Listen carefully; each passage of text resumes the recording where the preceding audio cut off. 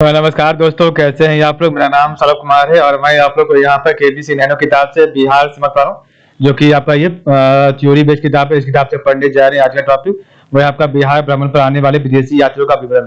तो बिहार भ्रमण पर आने वाले विदेशी यात्रियों का विवरण क्या है। तो सबसे पहले पढ़ेंगे हमको मेगा सीरीज, जो कि 350 ईसा पूर्व से लेके 290 ईसा पूर्व के बीच में आया था। ठीक है, और ये आपका आखिरी टॉपिक है आधुनिक आधुनिक भारत आधुनिक बिहार के इतिहास का। ठीक है, तो ये आपका मॉडर्न हिस्ट्री ऑफ बिहार का ये आखिरी टॉपिक है।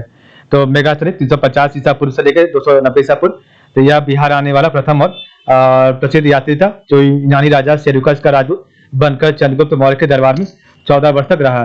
ठीक है, मेगा सीरीज ने अपनी पुस्तक इंडिका में पाटलिपुत्र नगर और उसके प्रशासन की विस्तृत चर्चा की है। और उसके अनुसार भारत में अकाल नहीं पड़ता था और उस समय दास प्रथा प्रचलित नहीं थी। अपनी पुस्तक इंडिका में इसने पाटलिपुत्र को पाली प्रथा या पोली प्रथा कहा है।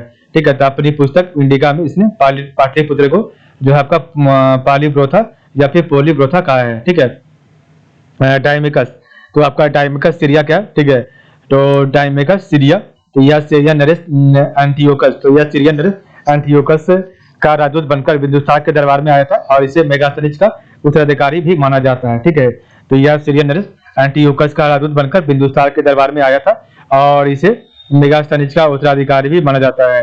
डायमेकस द्वारा लिखा गया कोई वृत्तांत उपलब्ध नहीं है, यद्यपि परवर्ती क्लासिक लेखक स्ट्रैबो 64 ईसा पूर्व से लेकर 10 ईसा पूर्व ने इस बात का उल्लेख किया है कि डायमेकस ने पाटलिपुत्र और भारत के बारे में एक वृत्तांत लिखा था। ठीक है, संप्रति पाटलिपुत्र में उसके निवास से पता चलता है कि हिंदू यूनानी शासकों से महत्वपूर्ण संबंध इस काल में ही भी रहे थे। ठीक है, तो आपके जो है डायमेकस द्वारा लिखा गया है कि कोई वृत्तांत उपलब्ध नहीं है, यद्यपि परवर्ती क्लासिक लेखक जो है आपके स्ट्रैबो 64 ईसा पूर्व से 10 ईसा पूर्व ने इस बात का उल्लेख किया है कि डायमेकस ने पाटलिपुत्र और भारत के बारे में एक वृत्तांत लिखा और संप्रति पाटलिपुत्र में उसके निवास से पता चलता है कि हिंदू यूनानी शासकों से महत्वपूर्ण संबंध इस काल में भी रहे थे। ठीक है, नेक्स्ट आपका फाहियान, तो यह एक चीनी यात्री था जो गुप्त सम्राट चंद्रगुप्त द्वितीय विक्रमादित्य के काल में 399 ईस्वी में बौद्ध ग्रंथों की खोज के सिलसिले में भारत आया और 411 ईस्वी तक यहाँ रहा। भारत में अनेक नगरों राजगीर, नालंदा व गया की यात्रा के क्रम में वह वैशाली और पाटलिपुत्र भी आया था। तो फाहियान यह एक चीनी यात्री था जो गुप्त सम्राट चंद्रगुप्त द्वितीय विक्रमादित्य के काल में 399 ईस्वी में बौद्ध ग्रंथों की खोज के सिलसिले में भारत आया और 411 ईस्वी तक यहाँ रहा। भारत में अनेक नगरों राजगीर, नालंदा व गया की यात्रा के क्रम में वह वैशाली और पाटलिपुत्र भी आया। वह भारत में लगभग 12 वर्षों तक रहा। ठीक है, फाहियान का जन्म चीन के वुआंग नामक स्थान पर हुआ था। नेक्स्ट आपका वेनसांग, तो यह भी एक चीनी यात्री था तो जो हर्षवर्धन के समय 629 ईस्वी में भारत आया। वह लगभग 15 वर्षों तक भारत में रहा। उसने अपनी यात्रा वृत्तांत सी यू की नामक पुस्तक के माध्यम से प्रस्तुत किया।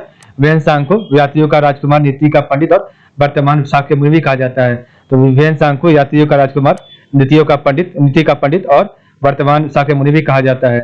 यह भारत में नालंदा विश्वविद्यालय में पढ़ने और बौद्ध ग्रंथ संग्रह करने के उद्देश्य से आया था। वेनसांग नालंदा विश्वविद्यालय में 6 वर्ष तक अध्ययन किया। नेक्स्ट आपका इत सिंह, तो 7वीं शताब्दी में भारत आने वाले दूसरा चीनी यात्री था जो 673 ईस्वी में भारत आया और 692 ईस्वी तक यहाँ रहा। तो इत सिंह 7वीं शताब्दी में भारत आने वाला दूसरा चीनी यात्री था जो 673 ईस्वी में भारत आया और 692 ईस्वी तक यहाँ रहा। उसने नालंदा महाविहार से शिक्षा ग्रहण की थी। ठीक है, नेक्स्ट आपका सुंग यून, तो इस चीनी यात्री ने 515 ईस्वी से 520 ईस्वी तक भारत की यात्रा की थी सुंग यून ने। नेक्स्ट आपका धर्म स्वामी, जो कि आपका तिब्बत का यात्री था। तो धर्म स्वामी यह पाल शासकों के समय आया था। तो धर्म स्वामी यह पाल शासकों के समय में आया था और इसके द्वारा किया गया यात्रा वर्णन से यह जानकारी मिलती है कि 1197-98 के बीच नालंदा विश्वविद्यालय का विनाश बख्तियार खिलजी ने किया था। ठीक है, तो इसके द्वारा किए गए यात्रा वर्णन से यह जानकारी मिलती है कि 1197-98 के बीच जो नालंदा विश्वविद्यालय का विनाश बख्तियार खिलजी ने किया था। ठीक है, नेक्स्ट आपका मुल्ला तकी, तो मुल्ला तकी क्या है। तो अकबर के शासनकाल में मुल्ला तकी नामक यात्री ने जौनपुर से बंगाल तक की यात्रा की और उस क्षेत्र का वर्णन अपने वृत्तांत में किया। तो मुल्ला तकी अकबर के शासनकाल में मुल्ला तकी नामक यात्री ने जौनपुर से बंगाल तक की यात्रा की और उस क्षेत्र का वर्णन अपने वृत्तांत में किया। इसके विवरण में खासकर दरभंगा क्षेत्र के संबंध में विस्तृत चर्चा मिलती है। नेक्स्ट आपका है अब्दुल लतीफ, ईरान का आपका यात्री था अब्दुल लतीफ। मध्यकाल अकबर के शासनकाल में बिहार आने वाले यात्रियों में अब्दुल लतीफ भी था।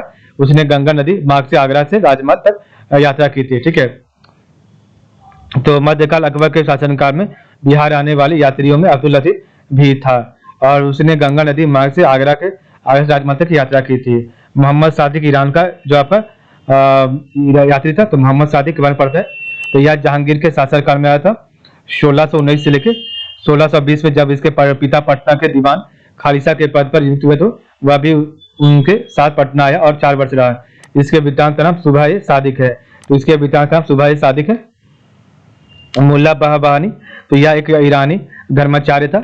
तो यह एक ईरानी धर्माचार्य था जिसने बिहार की कई बार यात्रा की और बाद में पटना में ही बस गया था। ठीक है, नेक्स्ट आपका है रॉल्फ फिंच।